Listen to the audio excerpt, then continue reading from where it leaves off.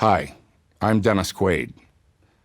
I've been concerned about this glaring issue with our country's civilian infrastructure since I first learned about it 10 plus years ago. I'm pleased to take a role in this important project. This is a very serious situation, but it's imminently fixable. Ladies and gentlemen, fasten your seatbelts. But let me tell you, this movie can and will have a happy ending.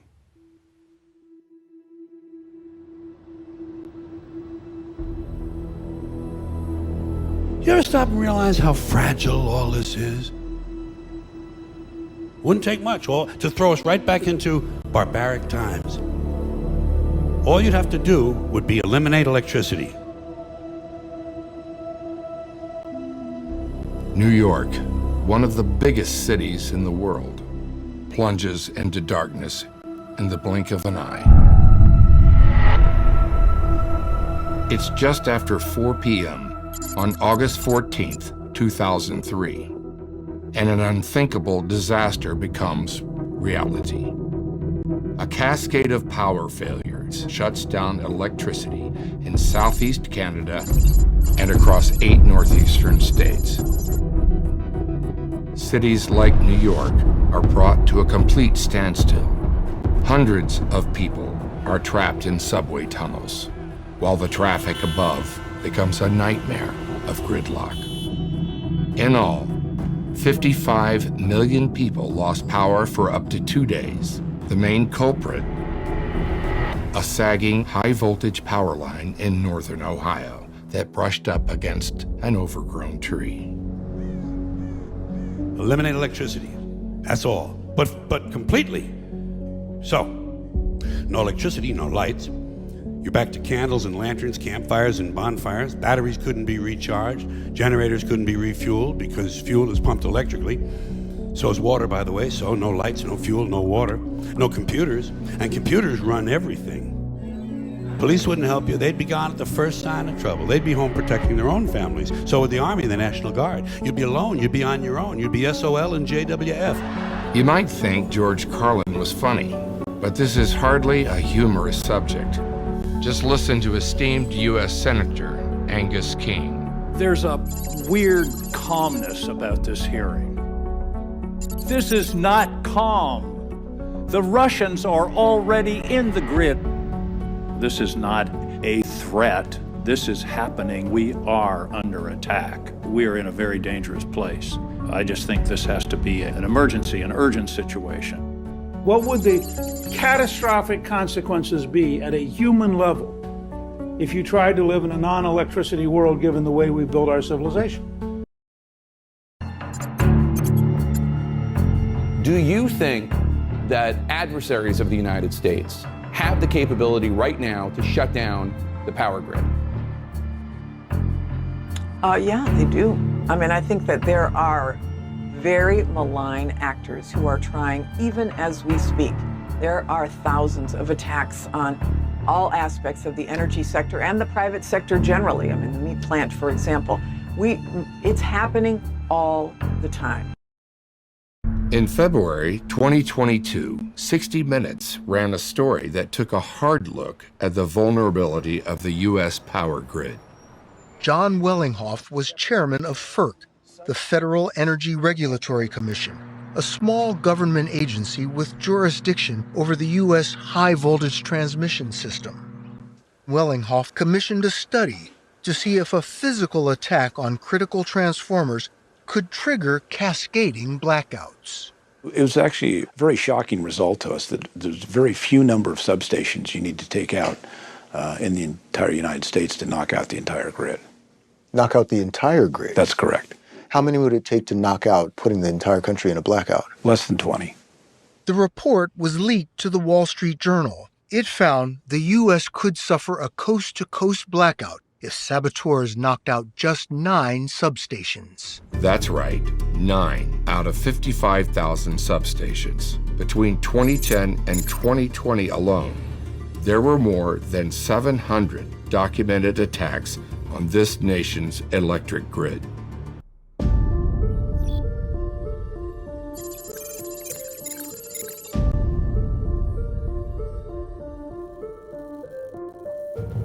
lot of people, when they think of a nuclear war, what comes to mind is the image of mushroom clouds, cities laid to waste. But that may not be the way a nuclear war actually looks today. So if you detonate a nuclear weapon 200 kilometers or higher in outer space, people on the ground might not even know that it happened. But it will send an electromagnetic pulse charge down and damage all the components critical to the electric grid.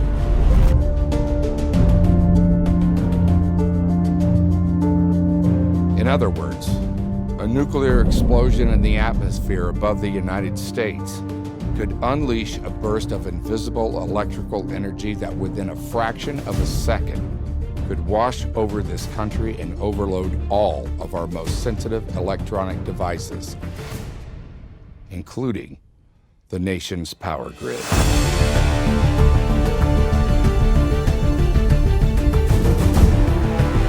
An EMP pulse is a very dangerous threat, and it's a realistic threat. It's something that would basically, if you're not nuclear hardened, it will basically shut down any digital computer that is operating in the range of the EMP. So if you set off an EMP, a high altitude burst EMP, basically every light in this hotel is going to go off, every computer is going to go off, every cell phone is going to go off. That's what an EMP does. The power of an EMP is potentially devastating, and it's an open secret among nuclear-capable countries. We actually know that the Russians, the Chinese, the Iranians have in their war plans the first strike plan to take out our electrical power system with an EMP attack. It's not speculation. We know that. We learned it about the Russians when the USSR collapsed. There were a number of defectors that left Russia and came to the United States. So they showed up here with boxes, suitcases full of data showing what the Russians planned to do with an EMP attack, what the Russians had given in information to the Chinese. We've listened to Kim Jong-un of North Korea threaten an EMP attack. Famed insurer Lloyd's of London issued a comprehensive report about the risk of a major geomagnetic storm to the world's economy. Lloyd's pointed out that a Carrington-level extreme geomagnetic storm is almost inevitable in the future, and also mentioned that the duration of any outage could last up to 2 years and is largely dependent on the availability of spare replacement transformers. Most Americans have no idea, but in 2012, there was a massive disturbance on the surface of the sun. This solar superstorm, considered the most powerful in more than 150 years, sent a burst of energy hurling through space at over 5 million miles per hour, narrowly missing Earth by a matter of days.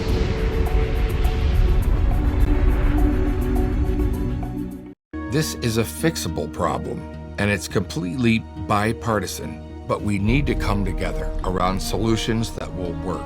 Legislation to provide structure and regulatory discipline, and then people on the ground to get it done. The highly credentialed EMP Commission has provided detailed recommendations in their early reports to Congress. On our website, we've outlined a few of the highest priority action steps to protect our civilian infrastructure, and we will ensure we will follow through. How we respond to the looming threat facing our grid will ultimately be judged by history. Visit our website at griddownpowerup.com and send emails to your legislators, utility companies, and regulators, and urge them to take action now to protect America's future. We know that in most civic causes, execution tends to fail because there's no follow-through. To overcome this issue, we are supporting and sharing proceeds with 501c3 organizations with a history of fighting for grid protection. We also urge you to contact your local government officials to demand that this Achilles heel in America's defense is addressed now. Most elected officials do what their constituents want them to do. And so If you are concerned about our electrical power system surviving, you need to let your legislator know how you feel. And if enough people make enough noise, we can get this through. I know we can get this done. There have been times in our nation's history when the American people have stepped up and critical changes were made for the common good, which saved our country in dark times. The nation rallied during World War II, and private industry turned factories into an incredible arsenal of democracy that defeated the evils of Adolf Hitler and his Nazi regime. Under President Eisenhower, the national system of interstate highways changed the way our country conducts business. And the civil rights movement demonstrated our nation's ability to rise up against institutional racial segregation. Now, Martin Luther King couldn't do it alone, but a march in Selma, Alabama, created a movement that inspired a million-man march, which galvanized tens of millions of Americans to stand up and demand an end to racial injustice. Taking action against seemingly insurmountable odds is part of our DNA. We, the people of the United States of America, the greatest country on earth, must demand that we have a reliable and defensible power grid so that our families can continue to thrive. We need America's citizens to spread the word, act to make this happen.